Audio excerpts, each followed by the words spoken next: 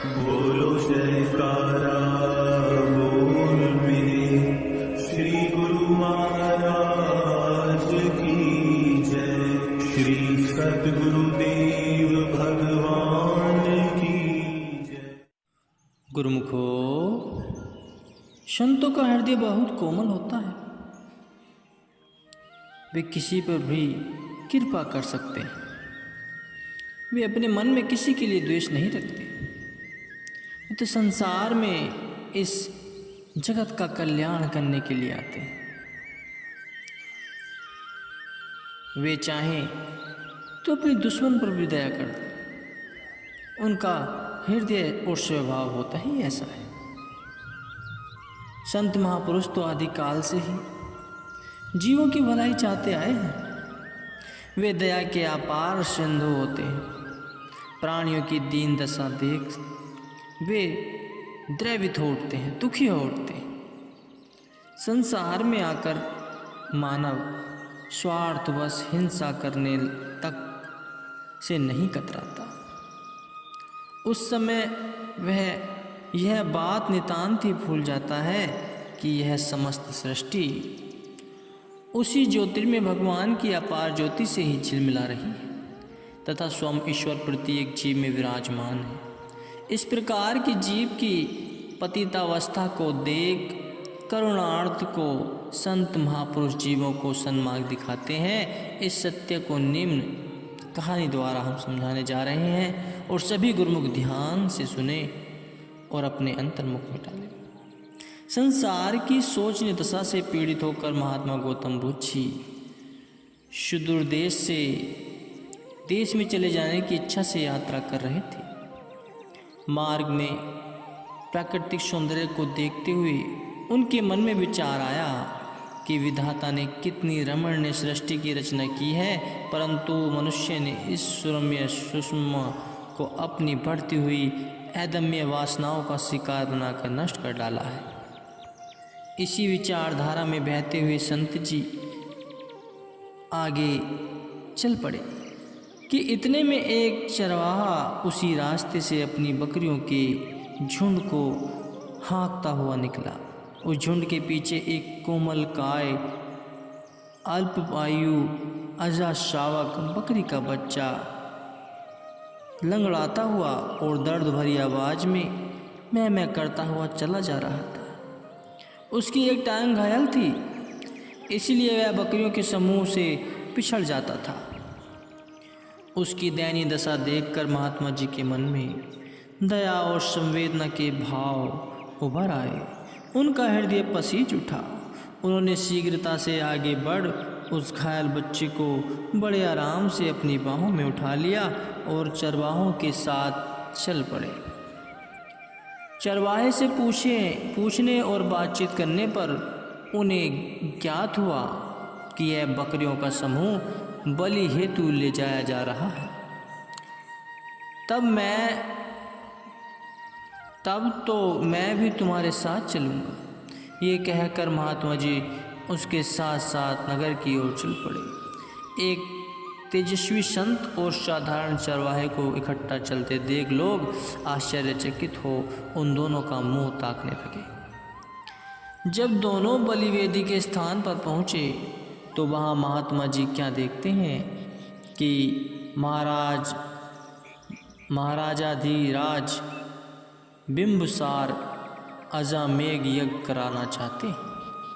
पुरोहित लोग आवश्यक रीतियों पूरी करने में लगे हुए। उस समय किसी व्यक्ति ने जाकर राजा को सूचना दी कि चरवाहे के साथ एक दिव्य पवित्र मूर्ति संत जी भी आए हैं, परंतु वे साधारण जीव संत जी के हृदय की बात को क्या जान सकते थे। जब बलिदान का समय निकट आया तो उस समय पुरोहित ने जो मंत्र आदि उच्चारण किए थे उनका भावार्थ यह था कि राजा बिंबसार के सारे पापों का बोझ इस बकरे के बलिदान देने से हल्का हो जाएगा और उससे राजा सकल पापों से मुक्त हो सकता है। यह कहकर पुरोहित ने अंतिम मंत्रोच्चारण करके खड़ाक उठाई और जैसे ही बकरे का सिर धड़ से अलग करने के लिए निकट पहुंचा, वैसे ही वह सौम्य मूर्ति महात्मा वहां आ पहुंचे।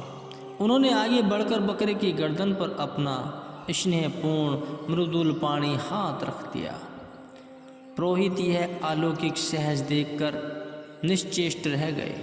परिणाम यह हुआ कि पुरोहित के निर्दयतापूर्ण आक्रमण से उस मूक जानवर की रक्षा हो गई। उनके मस्तक पर बरसते हुए तेज को देखकर समस्त सभा में आतंक छा गया। सभी मौन होकर उस दिव्य मूर्ति की ओर टकटकी लगाए देखते ही रह गए। पुरोहित का हाथ ऊपर का ऊपर ही उठा रह गया। अब उसमें वार करने का भी बल नहीं रहा। अपने कार्य में रुकावट आने पर राजा बिंबसार चौकन्ना होकर इधर उधर बंगले झांकने लगा। पुरोहितों के हृदय धड़कने लगे। किसी में दम मारने की शक्ति नहीं रही। तभी उन संत जी ने निर्वता खामोशी को भंग करते हुए अपनी मधुर और प्रशांत वाणी में उपदेश दिया कि हे माया के मतवालों, एक राजा के पापों का उत्तरदायी है निरपराध बकरे का बच्चा क्यों कर हो सकता है। यह संसार कर्म क्षेत्र है। यहाँ जो जैसा कर्म करता है वही उसको भोगने वाला और उसे भोगना ही पड़ता है। एक निर्दोष बकरे के प्राण देकर तुम अपने पापों से मुक्त नहीं हो सकते, क्योंकि यह ईश्वरीय नियम के विरुद्ध है। जो कर्म तुमने किए हैं उनका फल भी तुम्हें ही भोगना पड़ेगा। भगवान के घर में देर है, अंधेर नहीं है, परंतु बिना कर्म के फल को भोगे तुम्हारा छुटकारा नहीं हो सकता। इसलिए मैं अपने सामने ऐसा जनंग्य कर्म कदापि नहीं होने दूंगा। संत जी का यह सच्चाई व प्रभावशाली वचन श्रवण कर सारी सभा निस्तंभ रह गई और राजा अपने किए हुए दुष्कर्म पर वहीं बैठा हुआ सिर नीचे करके पश्चाताप करने लगा। पुरोहित और पंडित मारे लज्जा के भूमि में गड़े जा रहे थे। संत जी निर्दोष बकरी को गोद में लेकर प्यार भरी थपकियां देने लगे।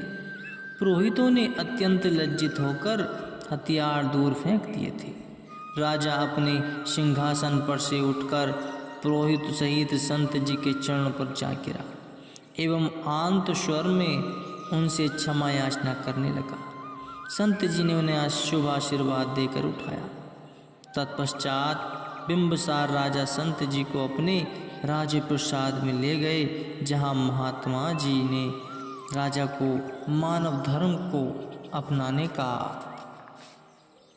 पावन उपदेश दिया, जिससे उस राज्य में राजाज्ञा से पशु वध बंद कर दिया गया।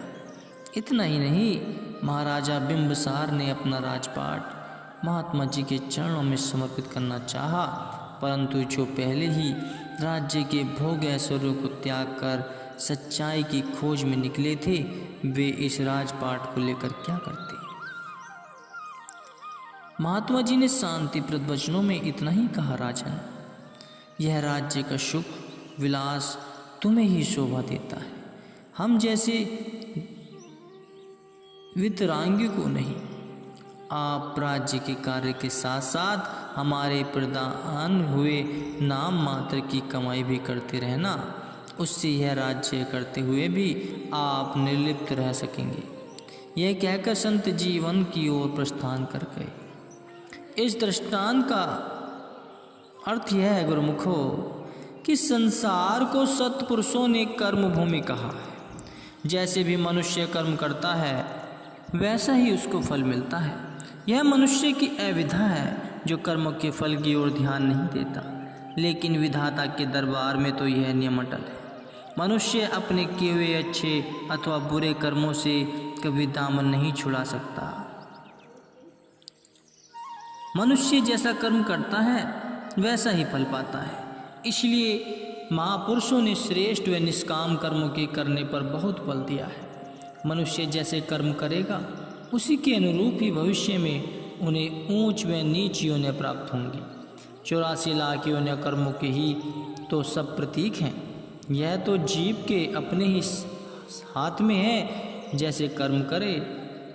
जैसे कहा भी है, जीव कर्म आपे करे, आपे ते फल भुक्त, आप रमत संसार में, आप तही ते मुक्त।